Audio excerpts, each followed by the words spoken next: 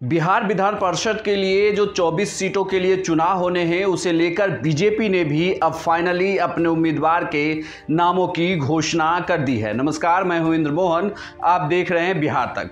दरअसल एनडीए में इस बार जो सीटों का बंटवारा है विधान परिषद चुनाव को लेकर, यानी कि एमएलसी चुनाव को लेकर, उसमें 13 और 11 का बंटवारा है। 13 सीटें बीजेपी के खाते में हैं, 11 सीटें जेडीयू के खाते में। 13 में से एक सीट बीजेपी ने पशुपति पारस की पार्टी को दिया है, जो उन्होंने अपना उम्मीदवार वैशाली से उतारा है। इसके अलावा जो 12 सीटें बची हैं, उन 12 सीटों पर बीजेपी ने अपने उम्मीदवारों के नामों की घोषणा कर दी है।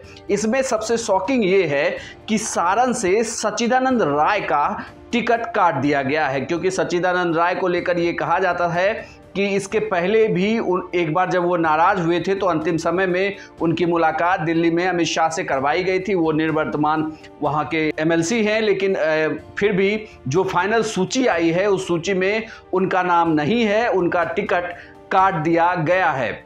इसके पीछे की वजह तो अभी नहीं बताई जा रही है, लेकिन सच्चिदानंद राय का नाम काटा गया है, ये बड़ी खबर है। अब आपको पूरी लिस्ट बताते हैं कि बीजेपी ने किसे किसे उम्मीदवार बनाया है। औरंगाबाद दिलीप सिंह, रोहतास एवं कैमूर संतोष कुमार सिंह, सारण धर्मेंद्र कुमार सिंह, सीवान मनोज सिंह, बेगूसराय रजनीश कुमार, दरभंगा सुनील चौधरी, पूर्वी चंपारण बबलू गुप्ता, समस्तीपुर तरुण कुमार, किशनगंज डॉक्टर दिलीप जायसवाल, कटिहार अशोक अग्रवाल, सहरसा नूतन सिंह, गोपालगंज राजीव कुमार। इसके अलावा आपको जेडीयू के भी उम्मीदवारों के नामों के बारे में बता देते हैं। जेडीयू ने पहले ही अपने उम्मीदवारों के नामों की घोषणा कर दी थी। पटना वाल्मीकि सिंह, मुंगेर संजय सिंह, भोजपुर राधाचरण शाह, नालंदा रीना यादव, गया मनोरमा यादव, नवादा सलमान रागिब, पश्चिम चंपारण राजेश राम, सीतामढ़ी रेखा कुमारी, मुजफ्फरपुर दिनेश प्रसाद सिंह, भागलपुर विजय कुमार सिंह, मधुबनी विनोद कुमार सिंह। 24 उम्मीदवारों के नामों की घोषणा के बाद अब यह चुनाव और भी दिलचस्प होता जा रहा है, क्योंकि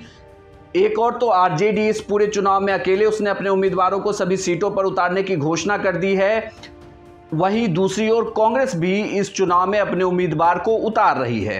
कांग्रेस की तरफ से पप्पू यादव ने कुछ सीटों की मांग की थी, जिसे लेकर जो ये कहा जा रहा है कि कांग्रेस ने उनकी मांगों को मान लिया है। जो उन्होंने 5 सीटें मांगी हैं चुनाव में अपने उम्मीदवारों को उतारने के लिए, या यूं कहें कि एक तरीके से पप्पू यादव कांग्रेस को समर्थन एमएलसी चुनाव में तो देते हुए दिख रहे हैं। अब देखना यहाँ से दिलचस्प होगा कि इस 24 सीटों की लड़ाई में कौन सी पार्टी बाजी मारती है। जिस तरीके से अभी चुनाव के परिणाम आए हैं, बीजेपी जरूर उत्साहित है और उसके उम्मीदवार लगातार ये दावा कर रहे हैं कि एनडीए की पूरी तरीके से बिहार में भी विधान परिषद के चुनाव में जीत होगी। आपको ये भी बता दूं कि मुकेश सहनी ने भी हर सीट पर अपने उम्मीदवारों को उतारने की घोषणा की थी। तो अब देखना होगा कि इस चुनाव में किस तरीके की फाइट होती है, क्योंकि इस चुनाव में पंचायत प्रतिनिधि वोट करने वाले हैं अपने एमएलसी के लिए, विधान पार्षद के लिए। तो थोड़ा सा इंतजार, 4 अप्रैल को मतदान होना है,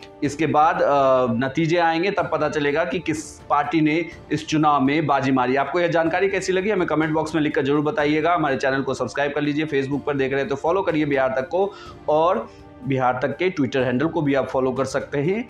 तक ऐप को डाउनलोड कर लीजिए।